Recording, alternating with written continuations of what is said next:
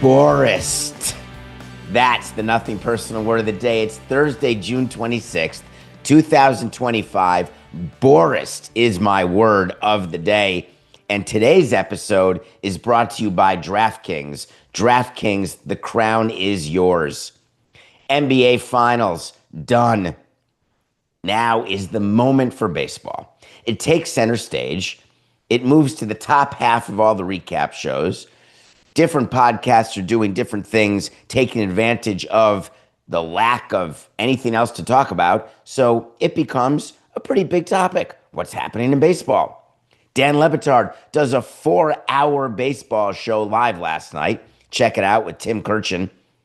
Tim Kurkjian's son, Jeremy Taché. It was fantastic.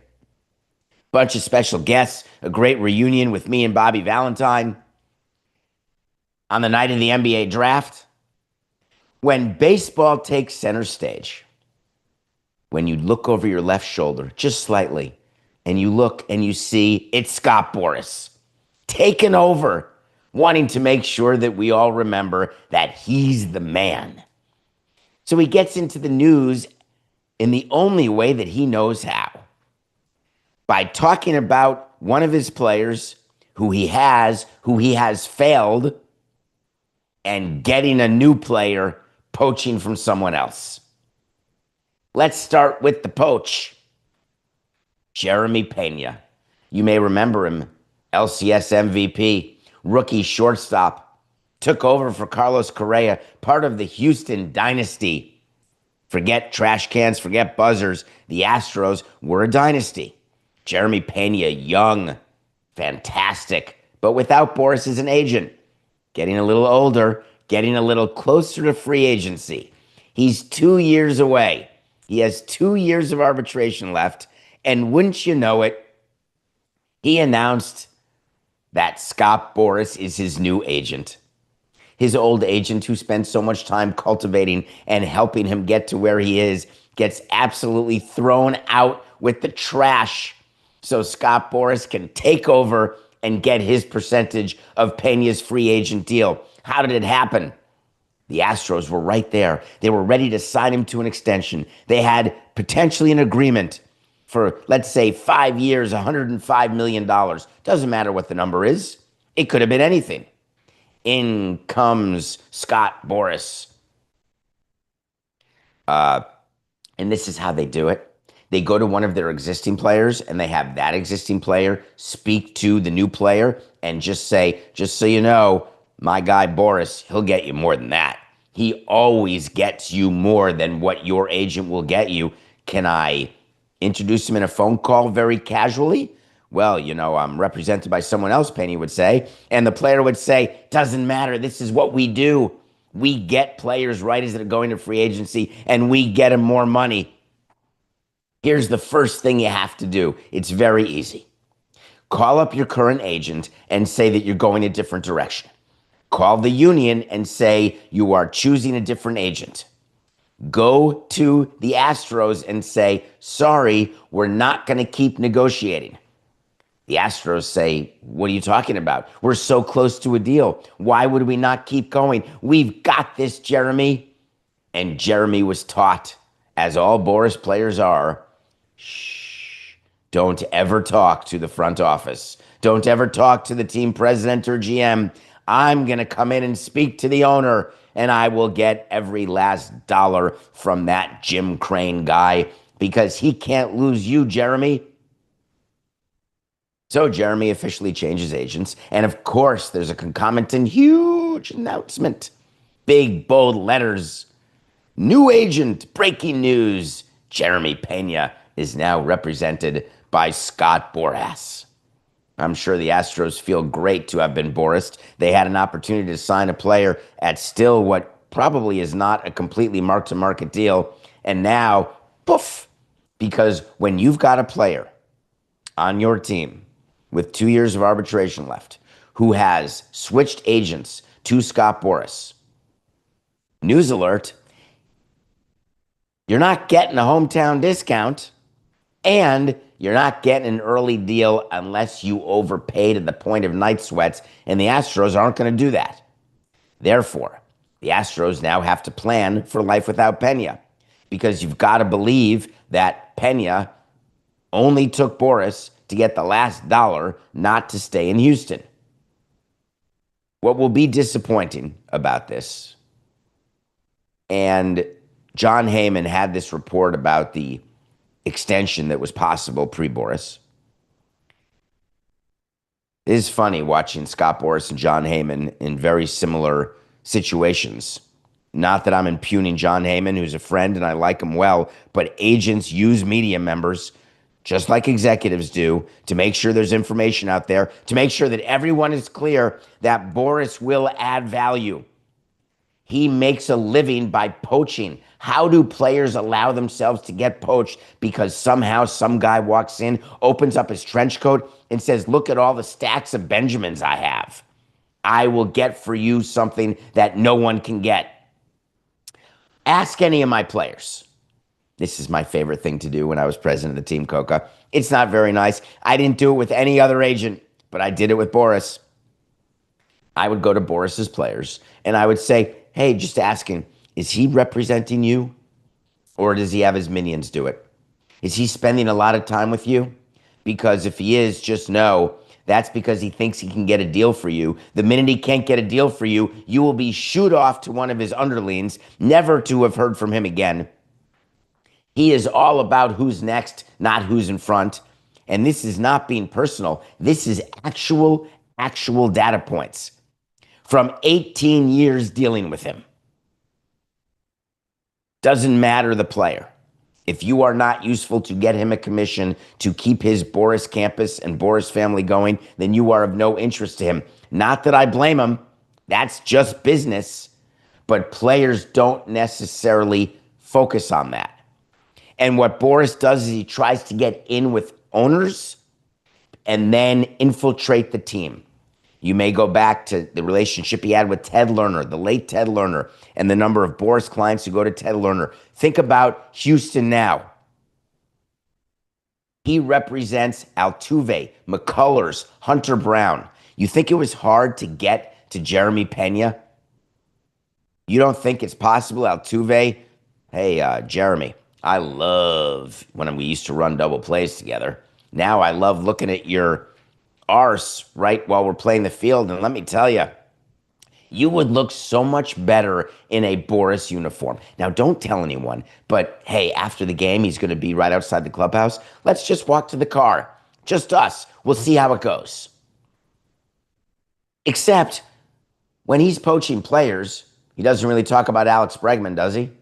Does he talk about all the players who had to settle for pillow deals? Or does he talk about players like Chapman where they settle for pillow deals, but then they sign extensions? Blake Snell, that's the new thing. If I can't get you what I want today, what I promised today, just sign a deal. We'll give you an opt-out after 1 year. Then you'll opt out, and then I'll get you the long-term deal. It'll be a chef's kiss.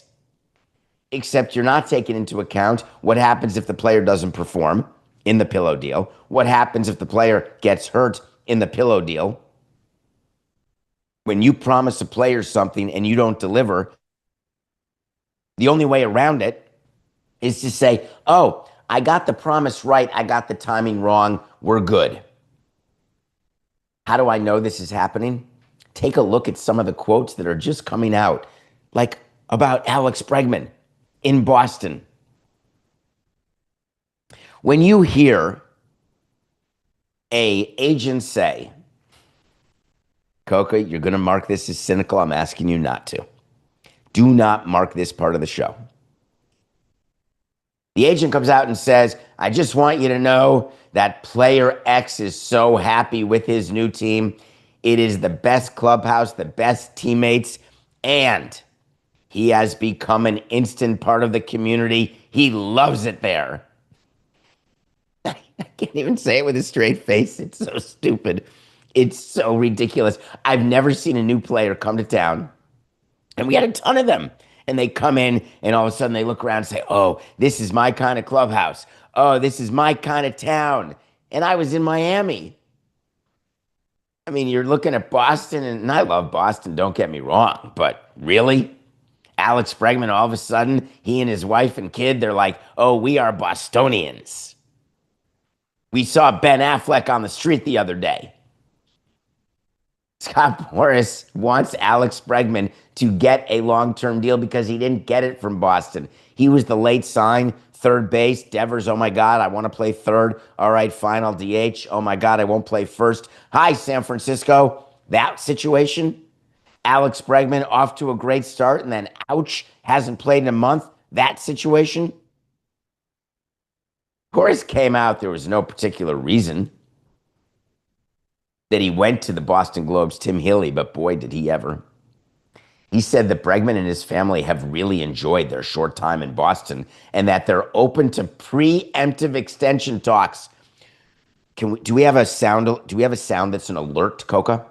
Because you have to play an alert when anyone says to you, especially Scott Boras, that they're open to preemptive extension talks while they're on the injured list. It means one of two things. One, the player's way more injured than he's telling the team. Or two, taking advantage of what they see as a situation where the Boston Red Sox do not have offense. They traded Devers. The fans are upset. The media is furious. My main man, Brockman, would literally bite a nail out of a bear's tuchus right now because of the Red Sox. Here's what we do. Solve it. Sign Bregman to long term and all the fans will be happy. Everything will be forgiven. Rafi who? We've got Alex Bregman and we've got him for a long time. Boras said, I always tell the team, meaning the owner, because he won't talk to anyone but the owner, but we make him. And Alex directs me to tell them. It's very important that Boras says this. This is a new part of his repertoire. Because when I was dealing with Boras, we were pretty sure that Boras was not even delivering the offers to his players. So we would deliver the offers both to Boras and to the player directly. Like in person, I would see my player and we would say, look at this. This is what we sent to your agent, just in case he didn't see it. And when your agent says don't sign it, I just want you to look at the number on the bottom. That's the amount of money that you're not going to be guaranteed. Just want to make sure you got that. And so Boras sort of got impugned, got in a little bit of trouble. So now Boras, it's very common for him to say, I always tell the team, and Alex directs me to tell them. That little nugget there showing, oh, I do my job. I listen to the player. It's not me directing the player. Total horse hockey. And Boras said, we're always open to any conversation. Really?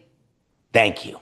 I didn't realize that as a team president, that an agent would be open to a conversation. As a matter of fact, in 18 years, there's not one time an agent didn't pick up a call from me or a GM because it's got to be the possibility.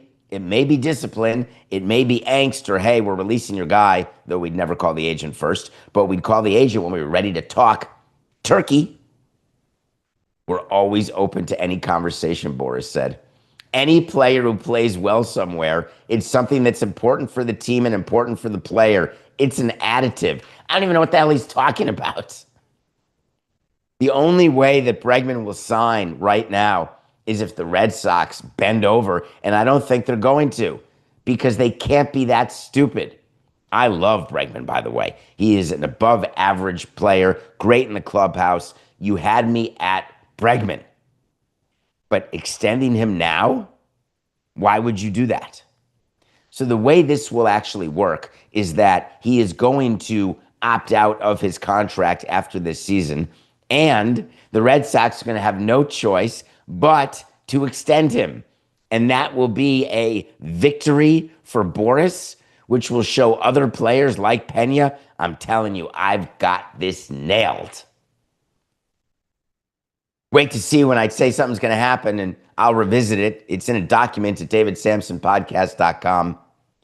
Wait to see, Coca. It's official. Red Sox signed Bregman to an extension after he opts out of his current deal.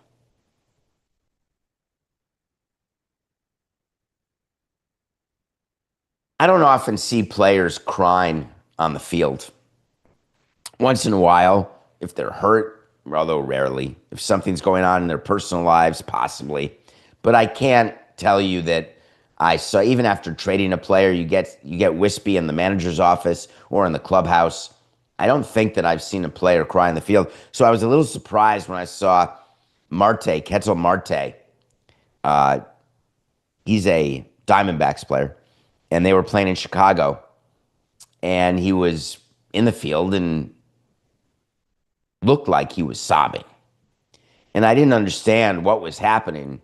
And then word starts trickling out the way it would, that he was heckled by a fan.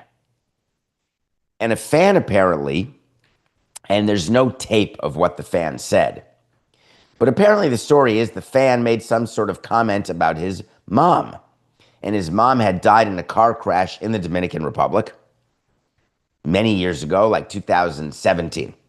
And apparently it impacted Marte so much that the manager, his manager, Torey Lovullo, pointed out the fan who did the heckling, had that fan ejected. Then there was worldwide outrage that someone would impugn his mom, not knowing exactly what was said.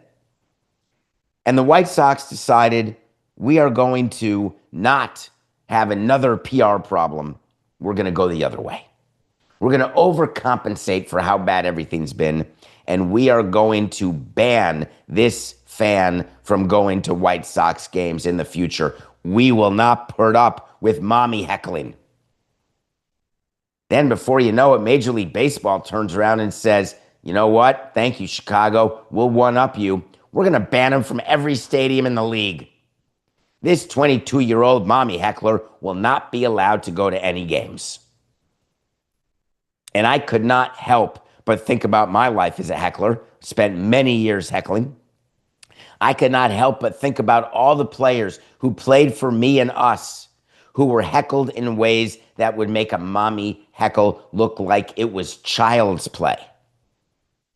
The inappropriate things we heard in Philly, in Boston. The things that get down to the root of a player's insecurity or security, or a player's nationality or race or origin, or inability to get a hit with runners in scoring position. And this was well before the onset of such outward gambling, where that causes another level of heckling. MLB was so happy the White Sox acted so swiftly and quickly that they released a statement saying, we commend the White Sox for taking immediate action and removing the fan. Amen. That should have been the end of it. Though I'm going to tell you why I would have done it slightly differently. Apparently, the manager did hear the comment, wanted the fan to be ejected. The fan is remorseful for his actions, saying they were inappropriate. I want to make sure I'm clear with all of you. I don't know what he said, but I've heard a lot worse heckles than heckles about someone's mom and someone's mom being dead. If in fact what he did was racist,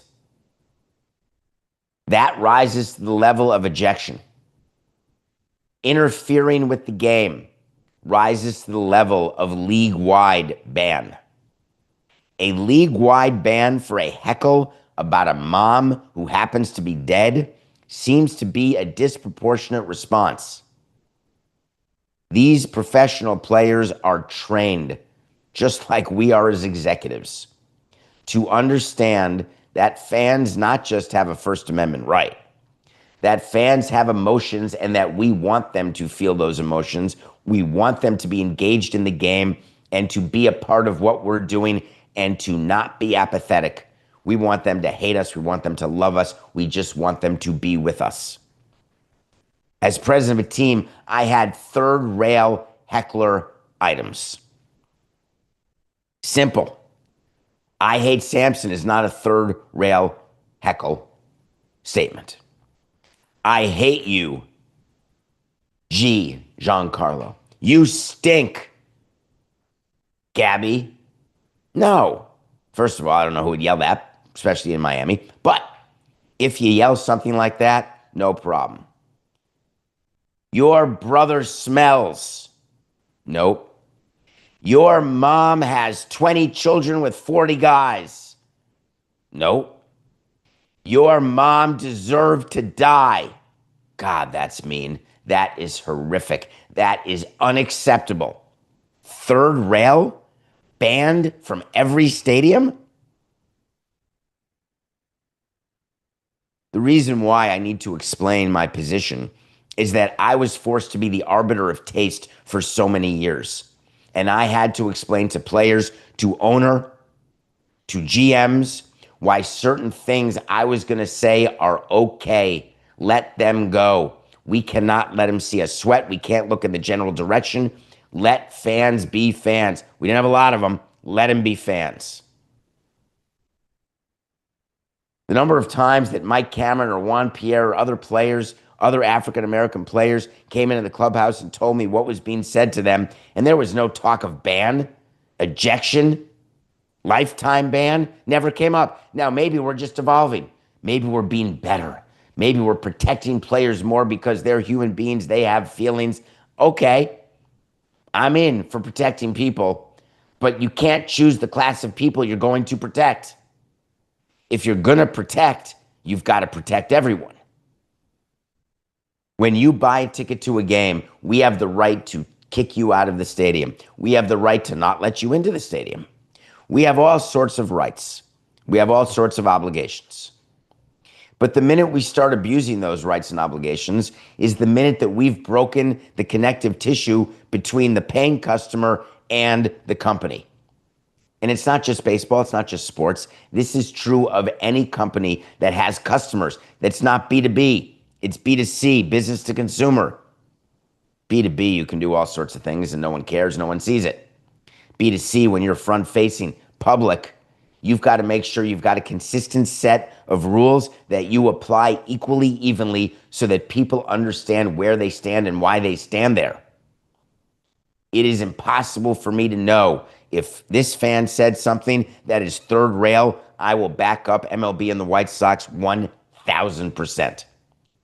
But if they've moved the goalpost because they wanted to make sure that no player felt unsafe by having his mother heckled, however tragically she lost her life, that is the beginning of a slippery slope that can lead to ejections. It can lead to problems that we did not need or anticipate. Cooper Flagg is going to make $1 billion. Come on. Is that the main tweet that everyone got from the draft yesterday? I got a bunch of tweets like the Nets got an Israeli. That was cool. I got a tweet that the Miami Heat are brilliant and that Pat Riley's a genius. Who cares about Durant? I got a text saying that Danny Ainge and his son are the men in Utah. And just because Ace Bailey never heard of Utah, didn't want to go to Utah, who cares? Dwayne Wade will call him on the phone and say, hey, Ace, welcome. I got a text that said that Ron Harper, one of the banes of my fandom because of his run with the Bulls, pun intended, that his son, Dylan Harper, is going to make more money in his rookie deal than Ron Harper, his dad, made in his career. And that got me because if Dylan Harper has a career like Ron Harper, that will be a successful number 2 pick. Then I got the big one. The big one is that Cooper Flagg is going to get $62 million in his rookie deal. The next one is that he gets a super max, which could give him $359 million. But when that expires, he can do another super max with a bigger percentage of a higher salary cap number, which would give him $509 million, which means that Cooper Flagg, in his career, could make about $1 billion. And the reason I'm laughing, it's not that I don't want him to make that money. I'm super happy for him. I think it's amazing if he turns into a player who is worthy of double max. The thing is, back-to-back maxers sometimes are given out to players who are, they're fine. I wouldn't exactly call them franchise-altering. And it is painful from a salary cap standpoint if you don't have a superstar in that position. But the reason why it caught my attention is, do we think it's enough yet? Do we think it makes sense? Is it just great? Like Coca probably would say, hey, let players earn whatever they can. Good for them. They're playing by the rules. If you're a $1 billion player, you're a $1 billion player. What's the difference from the first $100 million player or the first $10 million player or the first $200 million player? Now we have a $400 million player. It's going to happen. It's going to happen that someone's going to get paid $100 million a year. It's going to happen that people are going to have career earnings that crush Jordan and then LeBron. It's how it's always been. So to me, it doesn't shock me because that's what everyone has seen coming, is this level of pay for players. But the assumptions here are great. And that's what I love about draft day. I don't love the pictures with the commissioner. I don't love the fact that they put hats on a player of a team that just traded the player. That seems awkward to me. So there's a bunch of stuff I don't love.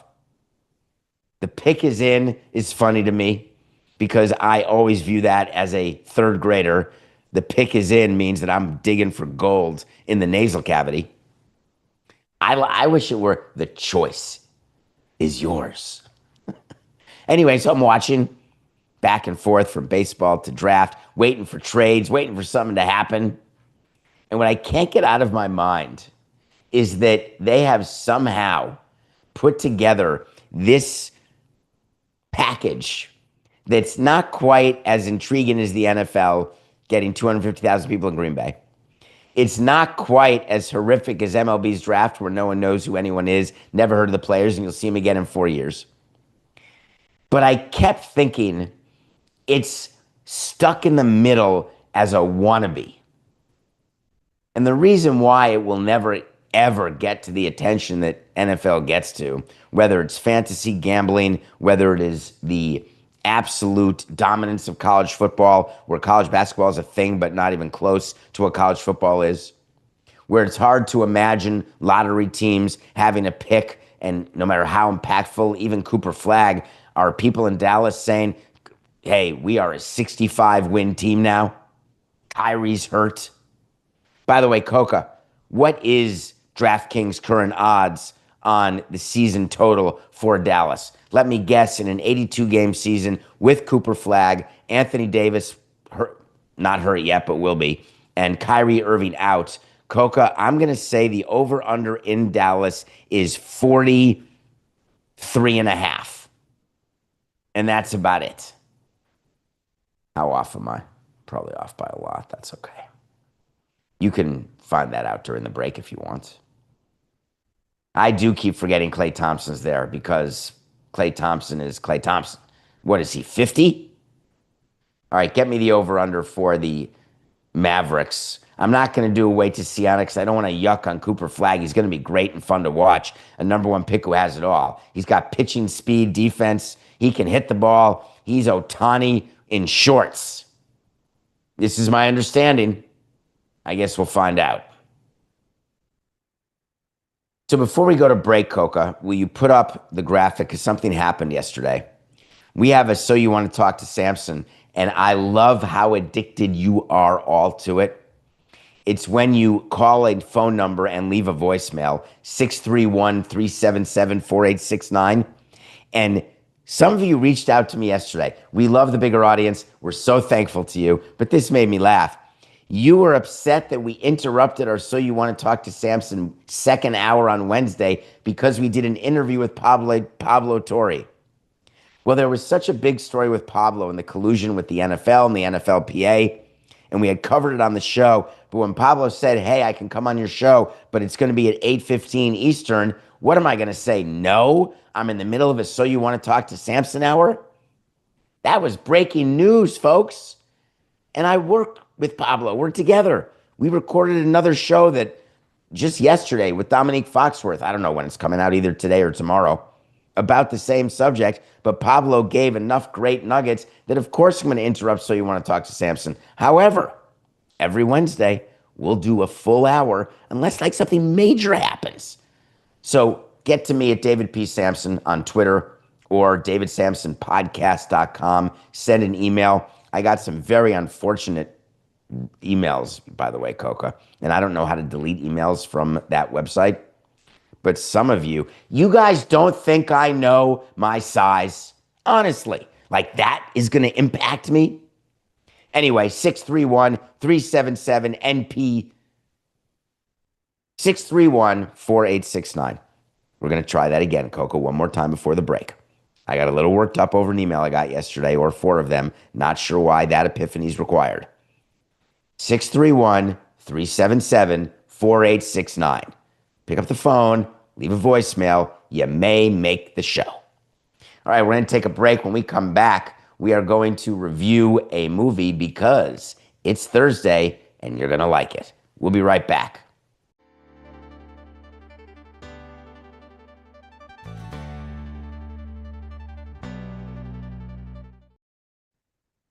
Welcome back to Nothing Personal. It is David Samson. Thank you. If you're watching on the DraftKings Network, it's approximately 8:31. If you are watching on YouTube, Nothing Personal with David Samson YouTube channel, please hit the subscribe button and let's keep going. Every Thursday, I'd like you to go to davidsamsonpodcast.com, click on a tracking document, and you will see all of our wait to sees, all of our picks of the day, all of our words of the day, everything we do on our show, including my top 100 movies. And every Thursday for 100 Thursdays, we're going to review a movie from the top 100.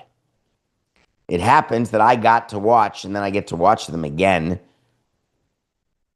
to review on Thursdays.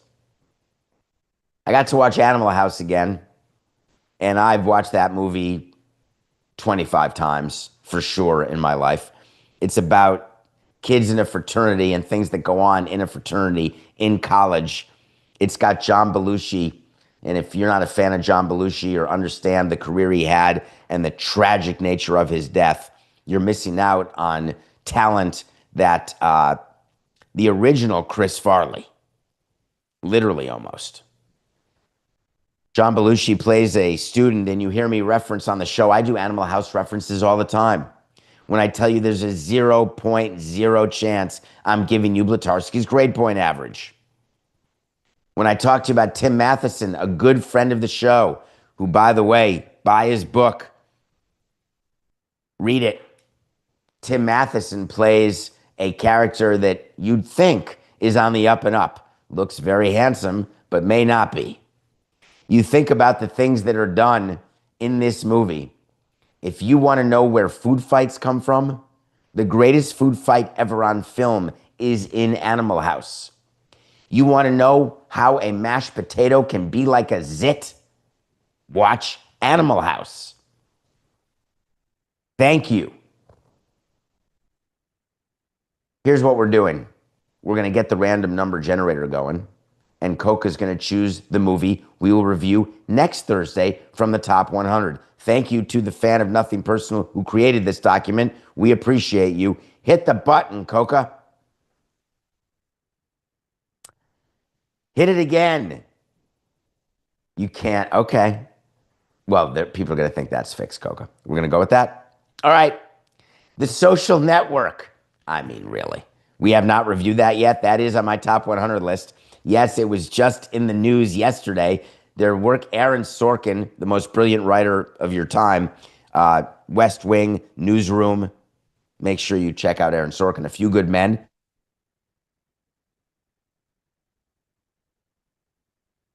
He's writing Social Network 2, and now we get to review Social Network 1. Okay? Next Thursday, Social Network. Tomorrow, I have a movie for you to watch right now. I'm going to review it, and I'm going to get to it today. It's called Fight or Flight. I don't know what it's about, except it's on an airplane. It's got Josh Hartnett, who I love from 40 Days and 40 Nights. Loved him in Oppenheimer, but not like 40 Days and 40 Nights. He's a grown man now, and he's doing something on a plane. I don't know if it's more like Snakes on a Plane or Air Force One, but I'm going to watch it. It's called Fight or Flight, and I'll review it tomorrow. We knew we were getting the All-Star game in Miami about 2009. because we knew as part of our stadium deal that the other side, meaning the public, was going to require an All-Star game.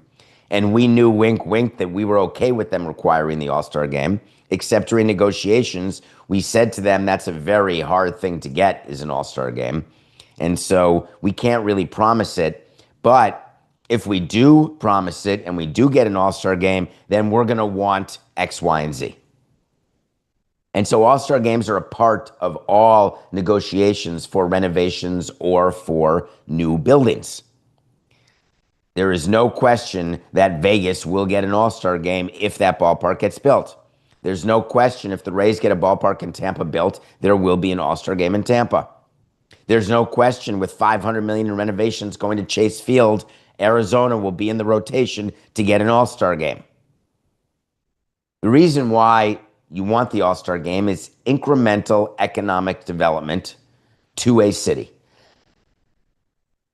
The reason why it made sense in Miami is hotel rates during the summer are way lower than hotel rates during the winter. Occupancy is way lower during the summer than it is during the winter. So you end up benefiting everybody by having an All-Star game.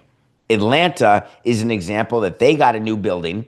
They had an All-Star game as part of the new building. That All-Star game was taken away from them, as you may recall, when there were some questionable political things coming out of Georgia.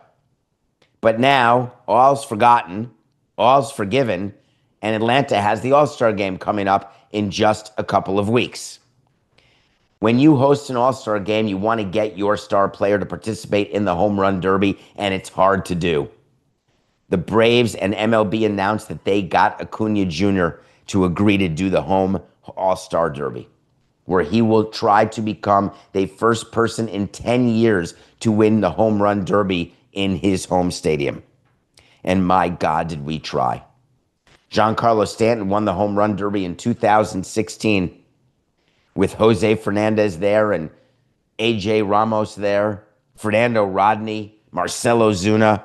What a year for us in San Diego. Stanton wins the Home Run Derby and then was hosting the next year's Home Run Derby, and we got him to defend his title and try to go back-to-back.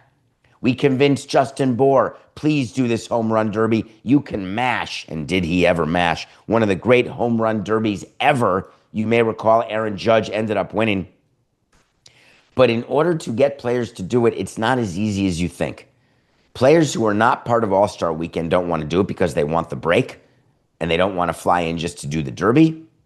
The prize money didn't used to be enough. It's way better now. But if you are a player making $30 to $50 million per year, that incremental prize money, not meaningful other than giving it to your pitcher who throws to you during the Derby, that would be meaningful. There are people who believe that you get tired and it impacts your swing for the second half of the season. I've told you the only thing I know for sure is speaking to Giancarlo after he won the Derby in 16, telling me how tired he was as we flew back to Miami after the All-Star game, saying you don't realize the number of swings, the impact it has, the exhaustion. I got to rest. I do believe that Acuna should be resting this All-Star weekend as much as possible, having just come back from the torn ACL with his team not even close to a playoff position, but starting the possibility of a little sniff action.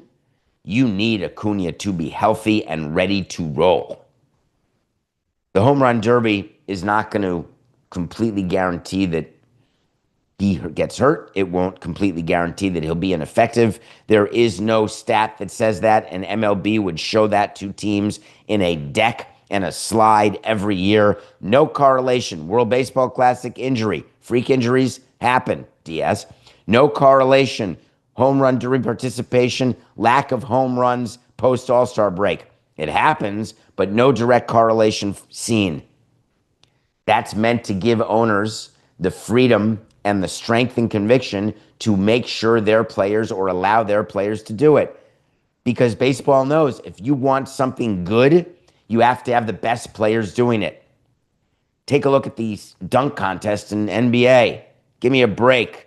You want your stars doing it, even if they're not the best dunkers. God knows that dunker who won on the development league, he was damn good.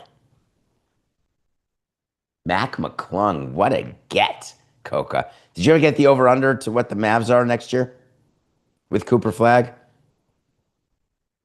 So free agency hasn't started, so there's no lines? Okay. As far as I'm concerned, if you don't hustle on the field, you don't deserve to wear a uniform. As far as I'm concerned, if you don't know the number of outs, you don't deserve to wear a uniform. Those are not physical errors. I'm fine with physical errors. I cannot stand mental errors. I can't stand lack of energy, lack of effort, lack of hustle. When I watched Pete Crow Armstrong allow a runner to score from second on a sacrifice fly because Armstrong thought there were 3 outs and was dilly-dallying until the runner kept going, and he said to himself, "Oi, crikeys, there's only 2 outs." I'm not sullying Pete Crow Armstrong. As a matter of fact, if you're not watching him on the Cubs, you're missing a young star. Especially Mets fans, I want you to pay close attention to Pete Crow Armstrong. I want to explain to you what happens behind the scenes when Pete Crow Armstrong doesn't know the outs, or O'Neal Cruz gets pulled from a game by his manager Don Kelly in Pittsburgh because he's not hustling, not running out ground balls, not hustling the balls in the field. This is not unique to this generation. This has been going on for decades. Punishment has to happen swiftly and consistently because your clubhouse needs to know that you mean business. We put in little Easter eggs to always try to help players from spacing out in the field. Have you ever watched after a little fly out or a little 4-3 ground out? The infielders look to the outfield and they put up a finger. They put up the ram finger for 2 outs or 1 finger pointer for 1 out. The reason why they're doing that is they know that the outfielders can sometimes feel like they're not part of the game. It's so far to home plate, you can barely see. You're trying to track the ball. Can't remember, oh, did someone strike out while I was eating sunflower seeds out of my back pocket? Vladimir Guerrero in right field used to come off the field. There'd be a pile of sunflower seed shells where he would stand. Same place for every player, by the way. No cards under the cap showing defensive positioning. He can get to any ball anywhere in right field. But when he stood there, he's eating sunflower seeds. Hey, Vladdy, how many outs are there? Quick.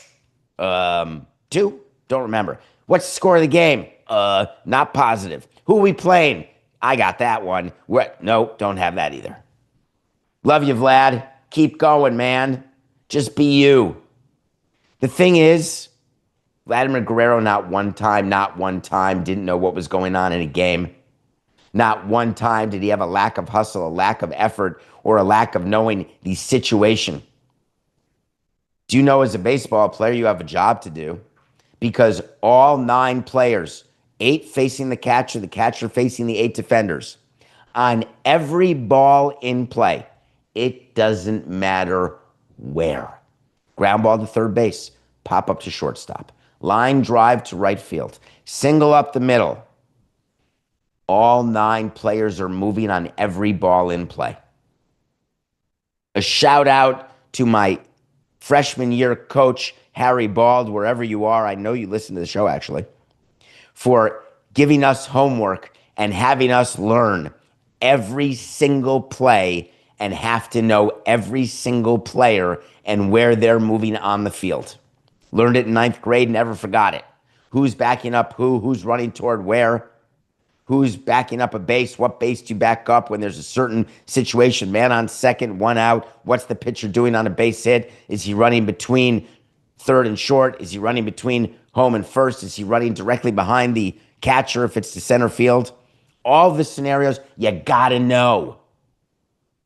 Pete Crow Armstrong gave up a run. It may not have mattered in that particular game. But if you don't know the situation and it's a bigger game because you don't have the focus, you're not paying attention, you can cost your team jewelry.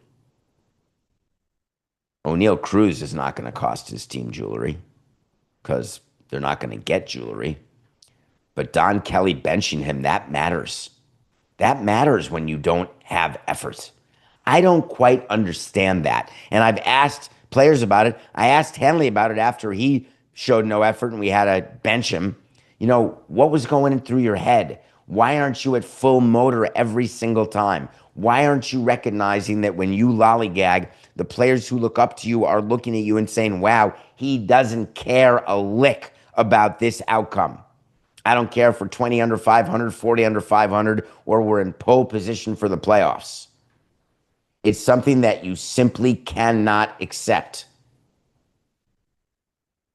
Craig Counsell went on the Spiegel and Holmes show, and he was like, hey, listen, it's just a mistake. It's just a mistake. That's all. It's a mistake.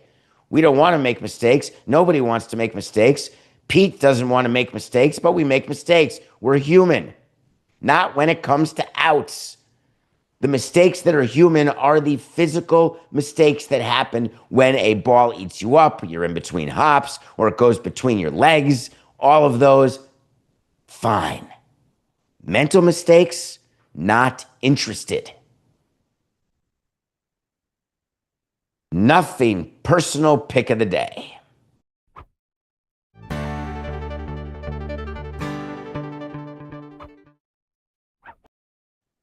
Nothing personal pick of the day is presented by DraftKings. DraftKings, the crown is yours. We have a pick coming up because it's a big game between the Mets and the Braves. The Mets are going with who I would tell you right now is pitching like their number one starter in Canning. And for whatever reason, DraftKings has them as only minus 112 over the Braves. And the Mets clearly have not been playing well. Soto has. The Braves are trying to get back to 500. Going to take some time. But when you have a chance to take the Mets, red hot Soto at only minus 112, you're taking it. I'm saying Griffin Canning is going to make Grant Holmes sorry that he came to the park. We are 85 and 85, looking to go above 500. Mets over Braves is your nothing personal pick of the day, presented by DraftKings. DraftKings, the crown is yours. The way that we got back to 500 is we told you to take the Brewers over the Mets. Did you watch that game? It was something. Misiorowski, if you haven't watched him pitch for the Brewers, you're missing something insane. The guy throws a hundo more often than Matt Lindstrom did. The guy has an opportunity to be great. And I, David Samson, am watching that game. Skeens pitching for the Pirates, giving up 4 runs, and he's going to lose. We're going to get our pick of the day right. And all I kept thinking the entire game, this is an afternoon game, and I'm looking at it, who's going to blow first? I really said that. Does that make me a bad person? That I'm wondering which of them is going to get hurt first? Who's going to blow out their elbow first? And it brought me back to being team president in such a way that I started schwitzing as though it wasn't a real feel of 106, but 136. Because it took away my enjoyment of watching this epic pitchers duel, of watching these two players combine for 20 pitches of 100 miles per hour or more. It doesn't happen that often. Now, Misiorowski got 19 of them and Skeens had 1 of them, but still it's 20. Think about that, the number of times you've seen that many 100-mile-an-hour pitches in the first frame by both starters. Just doesn't happen often. As a matter of fact, since 2012, it's so rare. It's happened like 7 times in the last 13 years that both pitchers will throw over 100 in the first inning. So I think that I want to congratulate the Brewers. You made the right decision in trading Savale. Enjoy the White Sox. You've got a pitcher here who has a chance to win Rookie of the Year, only being called up in June, and that's how dominant he is. That's how great he is. So make sure you watch him next time, would you? All right, we're going to take a break. When we come back, you're going to love our guest today.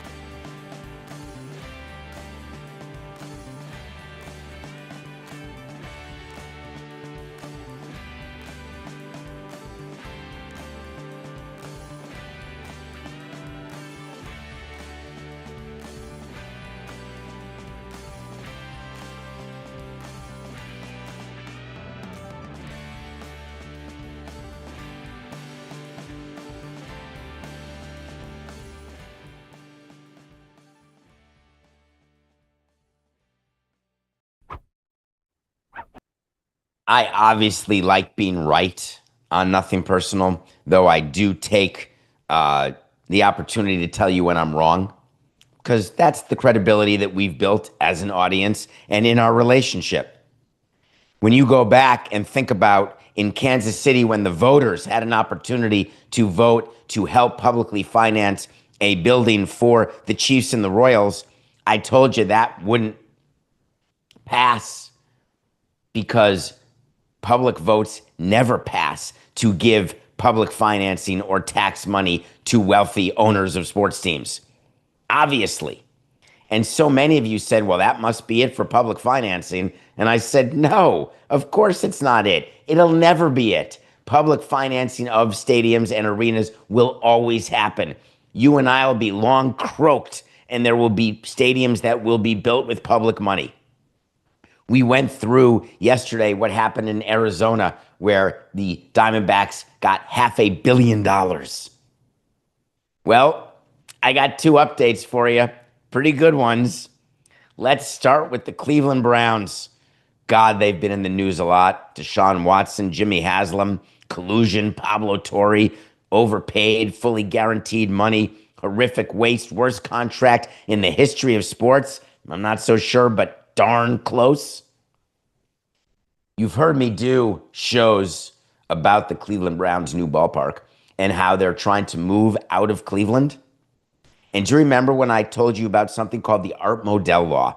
The Art Modell Law, you may recall Art Modell. Hey, is it dark out? All right, let's get out of here. Let's move. Hello, Baltimore. WKRP in Baltimore. Well, the situation is they passed a law saying no one can do that anymore. You may not move out of Cleveland anywhere unless you offer to sell the team to local owners. But the law said that the Art Modell Law is that you can't move out of the city of Cleveland. And so the city of Cleveland is suing Haslam and his wife, I hope not his daughter, saying, you're violating this law. Meanwhile, they're moving to a suburb of Cleveland. Brook Park is not like moving to out of your hubbits. It's not like moving anywhere other than Ohio.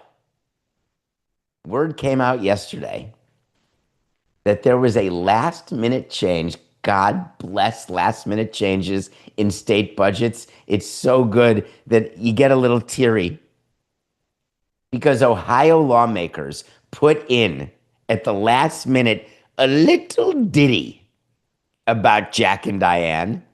And what it said was that if a team moves out of Cleveland but stays in Ohio, then there is no violation of the Modell Law. It amends the Modell Law. Instead of causing a problem if you leave the city of Cleveland, the problem is only caused by leaving the state of Ohio. How would that happen? Let me explain.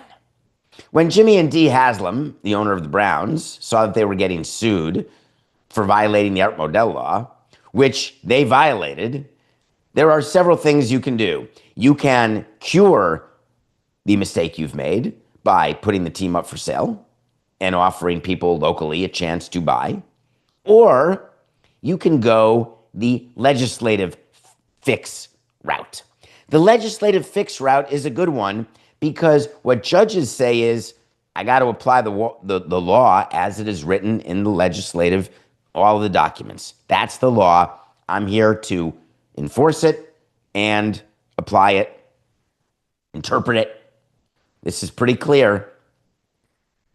But then if there's a change in the law and it becomes very clear in a totally different direction, the courts, they don't opine in the real world of three stools of a democracy. They don't look at the legislative branch and say, how could you do that? You're giving a gift to Jimmy Haslam. Why would you have done that? Does he have lobbyists? You bet your sweet Bippy. Is he donating money in order to curry favor in the legislature? You bet your Bippy. Why wouldn't he be? Normal. Every company's doing it. Every individual's doing it. It's allowed. There are laws that state you can lobby us. You can raise money for us. You can do all sorts of things. I may not do what you want. Wink, wink, but I may. So the Haslams get together and they start rolling over the city of Cleveland, and they get the state legislature to make that change. And once it's approved by the mayor, which by the governor, 4869, and once it's approved by the governor, done, codified. Art Modell law, no longer city related, it's now state related. Bless their soul. They've made magic. Why am I excited? I'm excited because I take opportunities to criticize the Haslams all the time when they act like absolute dolts and sign contracts that would make you crazy, or when they tell you a deal's done when you know it's not. This is a chef's kiss of how to maneuver within the system, and why people are so upset that those with power have influence and that influence benefits them. I'm sorry. I'm sorry to do this to you. I really am. That's not a 2025 thing. It's not a 2015 thing. It's not a 1989 thing. It's a since the beginning of time thing. People want the power because when they got the power, they got the influence. When they got the influence, they have the money. When they have the money, they have the power. When they have the power, they have the influence. When they have the influence, they have the money. Oh, wow. That seems cyclical. Now you're catching on. It's why so many aggrieved people feel like they can't even get into the game. It's why you get to go to a Broadway play and read about and hear sung to you about people wanting to be in the room where it happens and being willing to pay for it. Because when you're close to power, when you can touch power, when you are in its presence, it makes you feel like a god. And when you feel like a god, you feel superhuman, that you can do anything. And when you can do anything, you get to do everything. What a great deal. Now, could this have been stopped? Because the Haslams are the ones with the brilliant idea. Could it have been stopped? Yeah, I guess it could have. Here's how. If the Haslams' lobbying efforts, where they spent over a year doing it, if the other side, meaning the city of Cleveland, had done similar lobbying, saying, please don't add this one line in the state budget that changes this rule. Please allow us to keep our team in Cleveland. And the state lawmakers are like, oh, hello, Cleveland. Sorry. It's not that I have glee. I'm not taking any sort of victory lap over what's happening in Cleveland. I'm merely explaining to you that this is standard operating procedure. When you don't like the law, you have the right to go change it. You don't ever have the right to break the law. Listen, if you plan on committing larceny and you can find a way to get to your legislature and say, could you do me a solid and not make larceny anything other than a petty misdemeanor? Do you mind? You know, petty larceny, really like a violation even, and you can change it. Maybe move on to some sort of manslaughter and say, that's still got to be a misdemeanor. You can do it. It's not going to work, but you can try. And all these stadium deals that are being announced and all of the assumptions that are made, they're not going to stop. They're going to change. Buildings won't look like the renderings. The landscaping won't look like the renderings landscaping. But the way of owners going after public dollars, that is not going away anytime soon. The Commanders right now, do you remember the Josh Harris announcement? This is a good one, actually. Do you remember that they made this big announcement, sort of Ted Leonsis style, when he announced the big deal in D.C., and then it didn't turn out to be the case, and then it did turn out to be the case? There's so much back and forth because before these deals are finalized, there's so much that can change, including location of your building. But there is now, in D.C., the D.C. Council, which was not a part of the announcement for the new ballpark at the RFK site. They need their permission. Nothing can happen without the D.C. Council. They are now looking at a change. A change is that inside the RFK site, where there's a lot of stuff going on, before even a building can be built there, a new stadium. They want to take the money that they're supposed to be putting in and take it out of the budget. Think about it. What's happening here is that when you promise to put public money into a building, you have to find the funding source. In order to do that, you are moving money around in budgets, both publicly and privately. You're going out trying to secure private financing like John Fisher, or you're looking at the public financing and where that public financing is coming from. And you are maneuvering within a budget to show that you are not in any way sacrificing first responder services or teacher salaries, or as a team, you don't want to be a part of that sort of bad PR. And you've got to do it in a timely manner in order to not delay the project, because the way these agreements work between public and private entities is if there's a delay in construction and that delay is caused by an action of the public partner, then the public partner has to pay for that overrun, the year delay, or the extra shifts that are being worked to keep it open on time. So overruns, which are generally the permission and the responsibility of the team, end up going over to the public. Coca, could you please re-email the link to Logan Morrison? Because he's texting me saying, I didn't get the link. Which, of course, he did. I broke my chain of thought here because we want to get Logan on the show, because we want to talk to him about some stuff that's going on in baseball.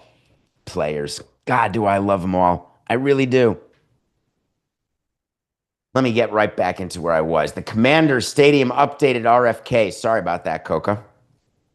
And so what the council is going to do in D.C., there he is. What the council is going to do in D.C. is they are going to work to make sure this project happens. But we're live right now. We're bringing in an audience during the live show. Coca, one-man show, is doing like 50 things, and I'm telling him what to do, and he's yelling in my ear, shut the up. That's really what just happened. So not much difference from you running a team to you doing your show now, right? There is not much difference at all. Just people yelling in my ear. You are listening to the Dulcet Tones, and if you're watching on Nothing Personal with David Samson YouTube channel, you are listening and watching to Logan Morrison, one of my absolute favorite players who I had the opportunity to make unbelievable memories with over the years. And when I asked him to come on the show, he said, no problem, I'll be on time. And then, of course, I said, did you get the link? And he said, of course I did. And then it was time to join the show, and you were nowhere to be found. I don't know if I actually got the link until this morning, but we're here now. You sent me a heart emoji. Doesn't that mean you got the link? No, I think that means, I think you said you'll get sent a link, and I sent a heart emoji. I can't tell where you're looking, but it's definitely not into the camera. Well, I'm sideways now. It's hard for me to. How about now? You look great. All right. How are you, Logan? I'm doing well. I'm here in Jupiter still. I live right by Roger Dean Stadium, where the spring training facility is for the Marlins. Raising 2 kids half the time. Got divorced. Doing a startup online. Travel baseball guy. It's educational for first-time parents and kids getting into travel ball. I don't know, just doing a bunch of stuff. Golfing. How often are you golfing? 3 times a week, something like that. Not terrible. It's not getting any better. Jupiter, you had no privity to Jupiter of any kind before coming to the Marlins, right? You never knew about Jupiter. Right, no clue. And then, obviously, being from the Midwest and my dad was in the military, this is a place you want to be in the off season in the wintertime, because you can get out and practice a lot more. So I ended up moving here. So. Do you stay all summer long? Yes. Yeah. I mean, we'll do vacations. I can get them for 2 weeks, take them out of the state, and I go to my grandma lives up in Kansas City. We go up there, went to Lake Ozarks last year. So we do stuff like that. I want to start somewhere that you may not have been aware of when you were a player, but did you know when you wore your number that we used to have that number retired with the Marlins and somehow you got it back? Do you know how Yeah. that all went down? Yeah. Well, I remember when Carl Berger was the first president that didn't even actually see the team start, right? He And died of a heart attack died before of a the heart attack. Marlins even started play. He was the first president of the team. I was the third. He was the first. And so they retired his number that he didn't play, and with the old team at the old stadium. And then when we rebranded, it was brought to my attention that I could be able to get that number uh, with the now Miami Marlins. I'm So sorry, brought to your attention? Are you referring to the fact that you may have gone to our owner and said, by the way, can I wear number 5? yeah, I'm Right not over sure. my head. I'm not sure exactly how it all started, but I do remember that there was a conversation had that it's like, yeah, now it's the Miami Marlins, this could happen. So I love you, Logan. I always have. But that, listen, the number of times people went over my head right to Jeffrey yeah, Loria, and it happens to work when he says yes after I've yeah, said no. It's like going to your mommy and daddy, and if you don't get the answer you want, you keep going to the other side. So you come, you're wearing number 5, you're a part of the opening of a ballpark, and the pressure of opening a new ballpark is the reason why our 2012 season went so south so quickly. Did the guys feel so much pressure, or did you not feel like a team? What would you say, looking back on what I would say would be the most disappointing season of my career? What yeah. would you say was the reason? Well, I think personally for me is I think it was like injuries. Like I was hurt, I shouldn't have been playing. I know JJ probably shouldn't have been pitching. Um, and then like yeah, we had good position players. I don't remember like our bullpen being all that great. I know that we did bring in Heath, but that was a struggle. Um, and then just yeah, right. Doesn't like JJ got hurt, I got hurt. Um, I mean, yeah, Hanley and Jose weren't really that great. Jose was like coming off an injury too, correct? He was just coming in as a free agent, and he played short and moved Hanley to third, and Hanley was pissed about it, even though he said he Yeah, wouldn't be. yeah, And Ozzie Guillen was a pain in the ass. yeah. That was another issue. Yeah, I don't And know. we It was were like all filming a reality show. yeah, it was all thrown together at the last second. I mean, Mark Burley was on his last legs. Yeah, so I don't know. So I want to talk about as bad as things get, and you went through a lot of emotional things during your career. You had the death of a parent, your dad. Yeah, Did you ever cry on the field? And I'm asking because of what happened with Ketel Marte last night. And the first hour of the show today, I addressed this issue. And I really questioned why that fan would be banned by all baseball for every stadium, not allowed to go to games anymore because he heckled in some way Marte about the death of his mother. Tell me your experience with hecklers like that. yeah. So I mean, I've never been brought to tears by any of them. Never been. I guess let them get under my skin like that. But I can't say that I've had somebody attack my dead parent either. So I'm not really sure what to think about all that other than I do think that there is a line, and if you do cross it, then there should be some sort of, I guess, penance to pay. But I don't know about getting banned from all 30 stadiums from the rest of time. That's a little extreme, it seems like, although I don't know what was said. So, What's the worst thing you ever heard? gosh, I mean, I heard some funny ones that they were stuck with me. Morrison, this was in Philly. Morrison, you went to junior college, so you're dumb and you suck. That's a good one. Yeah, But that was that wouldn't make good. you cry. And you'd agree that the fan Yeah, who said that wouldn't be banned. yeah. I don't. I mean, again, I don't know like what it was said, but yeah, yeah. I don't. I've heard like a lot of people say some nasty stuff to people, and they don't get banned. So I don't know the The thing some about woke. being a player is that you're going to struggle. Baseball is a game of failure. And there's going to be things that fans say, especially, as I said, with all the gambling that's going on right now, there's going to be pressure on players and it's going to be manifested orally at games. I just worry about what happens if we have a line that keeps moving. and that it used to be, and you know this from our team, there were racist comments Oh at yeah. ballparks said to players, not the white players, racist comments, and those people didn't get banned. No. Yeah, it's you can't be continually moving the goalpost. I guess cancel culture is going now to the fans. I don't know. Used to have to have a platform to get canceled, but I guess that's not true anymore. I'm not sure. When you were hitting, did you pay attention to the ball? A lot of issues I this year with tried. people thinking the ball. Well, listen, despite evidence to the contrary, let me rephrase. Your Honor, let me rephrase. When you were hitting, and God, were you good? And you had a great career. I loved watching you play, Logan. I really did. I'm getting Thank you. emotional. I really loved working with you. However, how aware were you of differences in the ball from year to year? Because I'm having a beef with Andrew McCutchen right now, and I want to hear from other players about your view of the ball. So I did think there was a change in 19, I believe.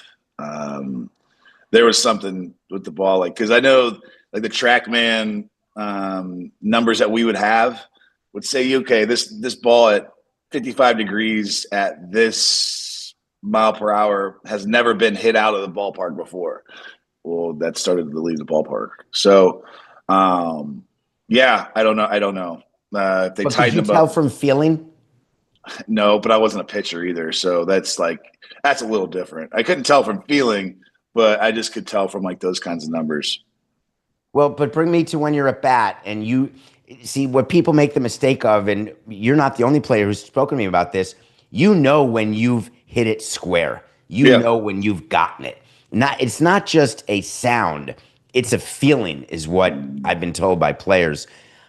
The issue is if you get that sound and that feeling, and then it's a pop up to the left fielder 30 feet in front of the wall. Do those things happen? Yeah, they can happen for sure. Wind. I remember playing in Cleveland. The wind's blowing in from right field and facing Sean Markham. And it's a pitch. It's a fastball up and in, and I get to it and I hit it well. And I was from Seattle at the time. And Brandon Moss is in right field. And he literally told me that the ball went out of the park and then the wind blew it back. So he had to retreat back in. So he saw it go out of the stadium and then come back in because the wind just parachuted and brought it back. So So yeah, that's a wind issue. That's yeah, not a ball issue. yeah. I don't think I've ever felt it to where you're saying I got one and it's indoor climate controlled facility and then it doesn't go. No, I haven't felt that. I felt once where I was like, I'm not sure if I got it, and then it goes. That's a good one where it's more often on the not sure I got it and it goes than on the oh I got it. And I don't think fans understand if they've never been professional baseball players. And the only way I understand it is by being around you guys. You know things that we don't know as executives or as fans. You have a feeling when you hit a ball that you have an understanding, but still you got to hustle out of the box no Yeah. matter what. How great was your tolerance for plays like what Hanley Ramirez would do, or for things that you've seen today with O'Neal Cruz just not hustling, no effort? What was your view? Because I know what we wanted from you as a player, Logan. What was your view when teammates would have issues like that? I mean, you didn't love it, especially like when it came from like a leader of the team and stuff. But I think it's just more of now. It's more for me. It's more tolerant of it because I've seen it happen so many times, and just kind of like one of those things that you don't expect to happen, but you know it's going to happen. So you don't like it, but at the same time, it's like I used to get all pissed off and worried about it, and it's just like, all right, now just worry about yourself. Like you don't do that and just play the game. That's incredibly disappointing to hear. I want to talk about that a little more because that's not the job of a teammate. Oh, but I can't believe that would be your attitude. but it's more about I got a job to do. I got something I got to worry about what I'm doing versus what somebody else is doing. If he chooses to do that, then he chooses to do it, but I'm not going to let it affect my play, and I'm not going to let my emotions get in the way of it. That's like the manager's job. That's the coach's job. If they want to bench him, they want to discipline him for that, then do that. But otherwise, stay out of it. It's not worth it. You get into arguments, you get into fights for no reasons about it. Just I don't know what to tell you. So early in your career, when we actually looked at you and said, this is going to be a captain of a team, like Yeah. this is someone who has influence over teammates. It's the opposite of what you're saying now. Yeah. Yeah. I mean, well, the thing is like, yeah, you watch those guys that use quote unquote captains, you can say something to them, but then like they get heated about it and then it turns into this whole thing, snowballs. And so then I watch these guys that are like, they don't even involve themselves with it. And they're like the quote unquote captains of the team. They let the managers, the bench coaches, those people handle that stuff. Was I wrong that I always wanted the clubhouse to police itself? I No, it always thought the can. best clubhouse was that. Yeah, it can, but I don't think it's in those ways. It's more of like being on time and doing the right things, going about your business the right way.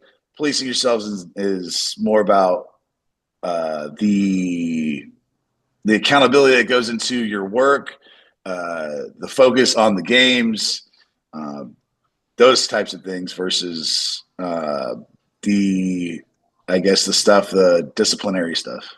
So you're saying that if one of your teammates doesn't know the number of outs, that wouldn't count as a clubhouse police effort. You'd need the manager to get involved there. Well, I just don't. I mean, that's a thing too, where it's like, you think that guy really meant to do that, or like he knows he messed up. What are you going to say to him? Pay attention to the number of outs. Yeah, but he already knows. Duh. Yeah, like he's not trying to do it on purpose. But under that theory, then there'd be no discipline to anyone because people know that they've done something wrong. If you have no moral compass and you commit a murder or you commit a mistake on a baseball field, two very different things, obviously, I always believe that everybody knows what they're doing. Well, as a teammate, sure, but as a teammate in that sort of instance, wouldn't you want them to pick you up and say, "Hey, it's all right, forget about it, move on to the next play"?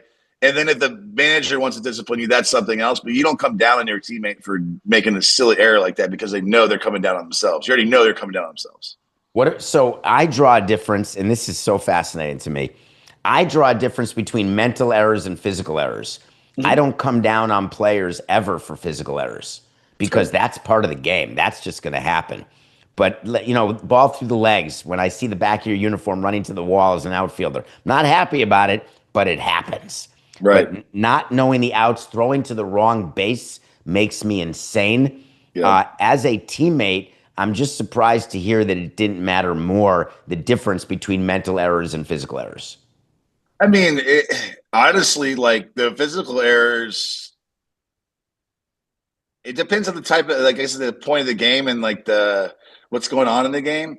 But it's more frustrating to, I guess, if you were to lose a game or the game becomes in jeopardy because you do something silly, both mentally or physically, it's both very frustrating.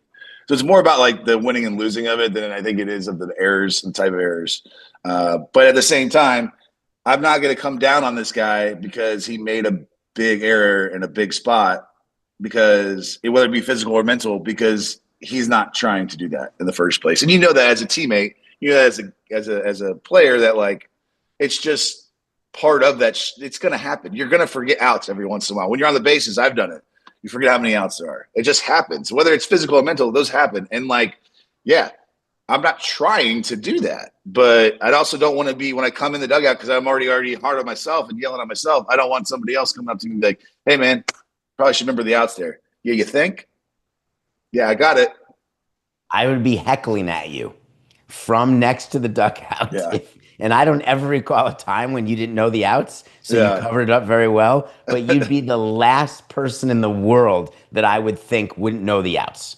I want to talk about something that's going to happen that didn't happen during your career: automatic balls and strikes. Where do you stand on that? And also on first base, where you played a lot of first base. Do you want a second base there? So a second first base, so there's a lane for the runner and a place for you to put your foot so you don't get trampled? Yeah. Okay. So the second part first with first base. Yeah. I mean, that's what long overdue. And then they have this dumb rule that like when like the catcher, they bunt or whatever, the pitcher, and then they throw it down the first base line and he's about to hit the bag and then he gets hit in the back and then he's out for being obstruction. It's like, dude, what? He's trying to put his foot on the bag. Like there's no defined rules. Nobody understands that. There's a runner's box on the outside there that nobody runs in because it's not a direct line to the first base. So, and if you run in it and you stay in that box, guess what? You're not hitting the base. So it's silly. The whole thing is silly. It needs to be changed a long time ago. The automatic balls and strikes, I think that all depends, David, on like how well it is, how well it works. I think as a hitter, it makes me feel a lot better going into the game knowing exactly where my strike zone is every single night. Being able to lock in on those things because the pitchers aren't good enough to hit those spots that they can get me out in 3 times in that bat. So How distracting was it when you had to figure out, or when we would tell you before a game, hey, it's Buckner behind the plate. Here's his strike zone. Here's his tendencies. Was that just another thing that you had to focus on, that in your mind, if it's ABS, that now that preparation just goes away completely? yeah, and I don't even think it's like so the preparation, the tendencies and stuff like that. Like I'm not going to swing at a ball. That's just in my mind as a hitter. I know the strike zone, and I might know it better than the umpire. And he might call it a strike 3 on me or a strike anyways. I'm not swinging at it because it's not going to in the process in the long season. It's not going to do me any good. So I'm not going to expand my zone for as much as I can because I do that enough. Like on pitches in the dirt that I think are strikes, whatever. So I spent no time on that. I would just get frustrated at the umpire for calling those because they need to be better. And I follow this guy on Instagram, and it's the best, called Umpire Audit. Dude, these guys miss 20-some calls, 16 calls a game. It's like, be better. If I missed that many, I would not be in the big leagues. I'm thinking about the number of times, Logan, that pitchers they take a third strike, a hitter does, and the hitter turns around and looks at the umpire and says, "Was that a strike?" That always made me crazy because I wanted hitters to know the strike zone.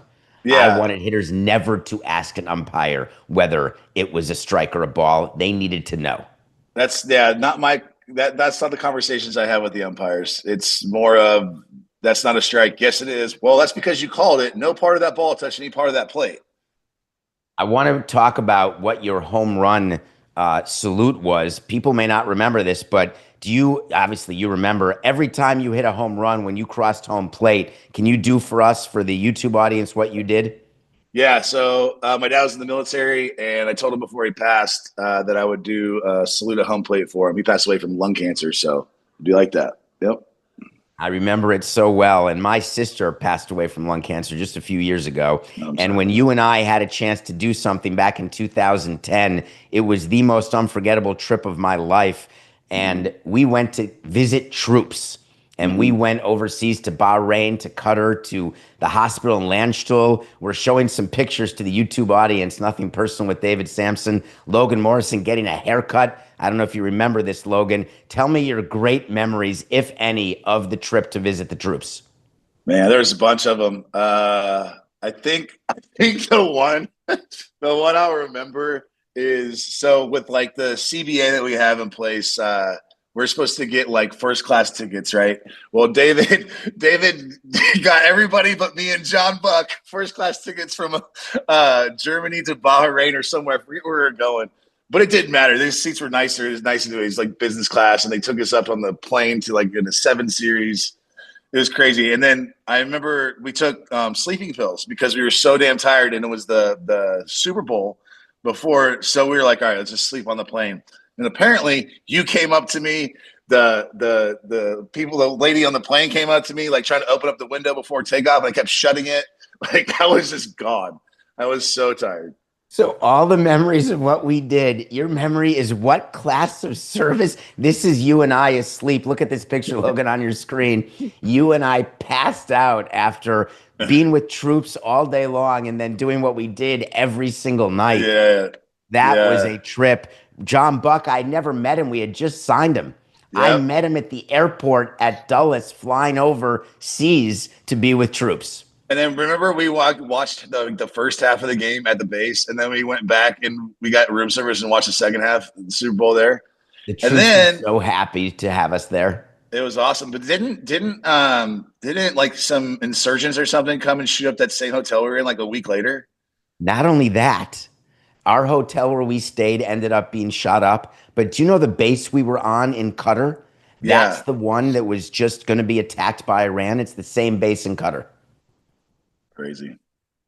Logan, thank you. You were almost on time. Almost. Well, hey, you're not my boss anymore, so I can make you wait. All You right, made dude. it all worth it. Love you. Yeah. Thank you Love you so much too. for coming on, Logan. All right. Bye, guys. That's Logan Morrison. He was good. Coke, I don't know if you know that when we got to the Marlins, when we drafted him, when he was part of our team, we really did expect him to be the captain of the team. He was that type of player off the field as well. He had some injuries, but he ended up with a really good career. And we didn't talk enough about that troop visit, but what a difference. We had Marlins Mermaids with us. We had a Hall of Famer, Andre Dawson, Jeff Conine, Mr. Marlin, John Buck, Logan Morrison, myself. And every day we did clinics, and every day the troops got a chance. We worked out with the troops, which almost killed me and Logan. He won't admit it, but it was impossible, those workouts. That was a trip that was worthwhile. All right. We still have, I want to talk more. Can we had a guest on, I can't remember when. We did a show with Paul Rabel, and we told you about the Premier Lacrosse League. That was maybe a couple weeks ago. I think it was since June 2nd, but I don't remember. There was news yesterday that ESPN has signed a new TV deal with the PLL, the Premier Lacrosse League, an extension. A few things happened here that you're not focusing on. Number one, the majority of games that ESPN has purchased, they've licensed from the Premier Lacrosse League. The majority of games are going to be on ESPN Plus. They're going to be on the flagship, which is not called the flagship. It's the ESPN direct-to-consumer DTC, the new app. This is a brilliant move by ESPN and by Paul, who is the founder and greatest lacrosse player of all time. But the reason why this move makes sense is that if you can be a big fish in a smaller pond or an anchor tenant in an up-and-coming shopping district, you want to do that. And what ESPN is saying to lacrosse is, you're not one of the four major sports. We acknowledge that. But if we do this deal with you and we can give you the type of exposure where you get walk-in traffic, where your store all of a sudden becomes not a destination, but I happened upon. Because what happens is when you have I happened upon and it's good the way PLL is, then the happened upon becomes the destination the next time. And ESPN believes, along with the Premier Lacrosse League, that by doing a deal like this, they have a chance to go from happened upon to destination. What do you do if you're ESPN and you think that's the position the league is going to be in? Doesn't it make sense that you take an equity stake in that league? If you are a partner with someone and you are going to increase their value, you are going to increase the underlying asset value of a thing or a league, don't you want to be a part of the upside? You don't get rich in salary and W-2 income. You need equity. You need to own something. Because when you own something, you have the opportunity to license its rights. You have the opportunity to sell it, rent it, let people borrow it, have a permanent stream of income for use of your trademarks. Whatever the case may be, if you think the Premier Lacrosse League is a league that is on the, let's say, buying low and you have a chance to sell high and you're ESPN, it sounds strange. Because when we negotiate TV deals nationally, we don't offer Fox or any other network a stake in Major League Baseball. It's actually the other way around. When we as a team go to a local regional network like Fox Sports Florida, which was then Bally's, which is now FanDuel, we would say, hey, you're making the money. We're giving you our product. We want a stake in your channel. This is the other way around. This is the channel coming and saying, hey, we'll take a stake in your team. Better than that, we'll take a stake in your league. It makes perfect sense that financial terms were not disclosed because then you'd have to have an idea of what the valuation is. And I'm not sure that that is of great interest to Paul and his brother at the moment because the valuation in the minds of the investors may be slightly different than what the valuation is in the minds of a new investor. The original investors in the Lacrosse League, it's a who's who, as we talked about. You don't want to shove in their face, hey, the valuation did not go up by as much as we thought it would, or it's gone down actually since you invested. So you really want to make sure that ESPN comes in, they come in at a number, they become a partner of your league, they are incentivized to promote it, and you've already seen a change in the viewership numbers. You've already seen what has actually happened with the Premier Lacrosse League. And I just wanted to make sure that I gave the proper shout out to Paul, a new friend. I'm not doing this because of that, but just to, well, more of an acquaintance, not a friend. Don't want to throw that word around. But it was an interesting announcement that came yesterday. This new agreement will kick in next summer. It will also include the Women's Lacrosse League, and it will be a net positive to lacrosse and a net positive to ESPN, and that is how deals come together. During the baseball watch party last night, I got criticized for taking a position on Jacob deGrom, and I just wanted to address it right now for you as we are heading toward the end of second hour. Hang in there. You're doing great. It's a big lift, I know. And I may be at 2X, in which case if I talk like this and you're on 2X, it may be 4X. Or I could talk like this, and then you're 2X. Would just make me sound normal. So my position is that Jacob deGrom is on his way to a perfect game. Outstanding. No hitter. Everything's going great. Going into the seventh inning. He doesn't even have 100 pitches yet. Happy as can be.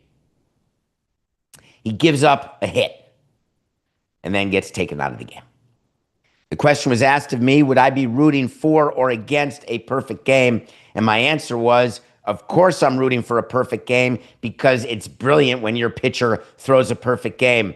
You get to sell game-used bases and balls and bats, and you get things signed by the pitcher who pitched the perfect game, and it makes fans happy and customers happy and sponsors happy. You get to be the lead story on any highlight show when that used to mean something.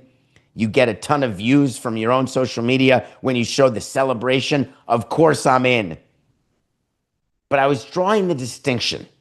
And Le Batard did not let me get through it because it's way funnier for Le Batard to say, oh, look at you, corporate evil Grinch dude. No. I want you to understand the thought process.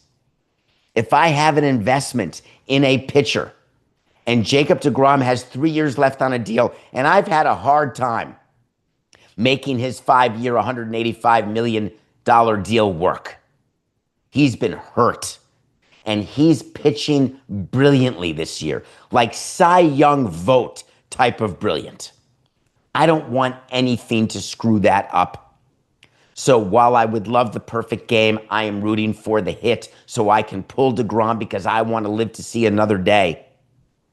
But if deGrom's in the last year of his deal and I am not re-signing him, then it doesn't matter to me if deGrom gets hurt. I want the perfect game and the economics that come with that perfect game. So it's a situation by situation basis. Why is that so difficult for anyone to understand? In everything we do, we analyze it situation by situation. Do you have a blanket rule for anything? My only blanket rule as I sit here today is that I brush my teeth in the morning and at night, no matter what kind of day I've had, no matter how late I get in, no matter how I feel, I'm brushing my teeth and washing my face. Rule. Like a people pass rule if you want to pass the bar. But a rule on whether to pull a pitcher or not pull a pitcher, come on. Why would anyone think that I would be so set in my ways, which I am, but in that scenario? And why is it wrong to look at the assets you have and to look at how you manage your assets? You do that. Why can't I? And for whatever reason, it became a big thing yesterday, and I'm pretty much out on discussing it further because every single team president, every single GM absolutely thinks that way. Now, Bruce Bochy after the game said, hey, I was going to give him a chance to finish that no-hitter. He'd been only pitching 80 pitches per game, but if he could do it, hey, we were going to let him do it. We always would make sure that managers would say that, and because we want the fans to not think that we are manipulating anything or that we want to take the fun and joy out of the game. But there's no way that Bruce Bochy is too good a manager, Hall of Fame manager. If Jacob deGrom is at 130 pitches through 8, he's not letting him go full Johan Santana.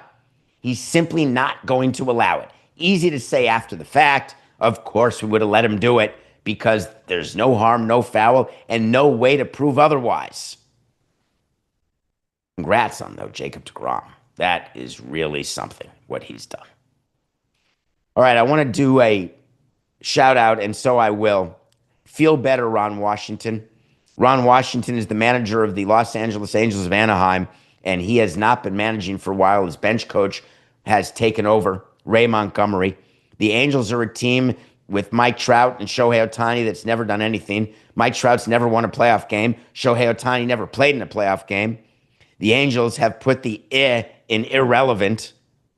And as we sit here today, the Angels are coming off a sweep of the Red Sox. Their bench coach, serving as interim manager, hasn't missed a beat. If you're not watching Joe Adele, you're missing a show.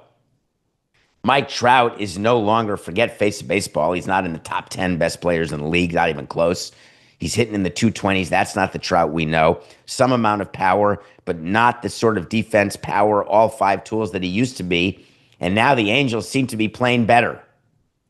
Is there ever a bigger example where is a team that sometimes in baseball, you don't need all the biggest stars. You don't put together an all-star team like that and correlate it to winning.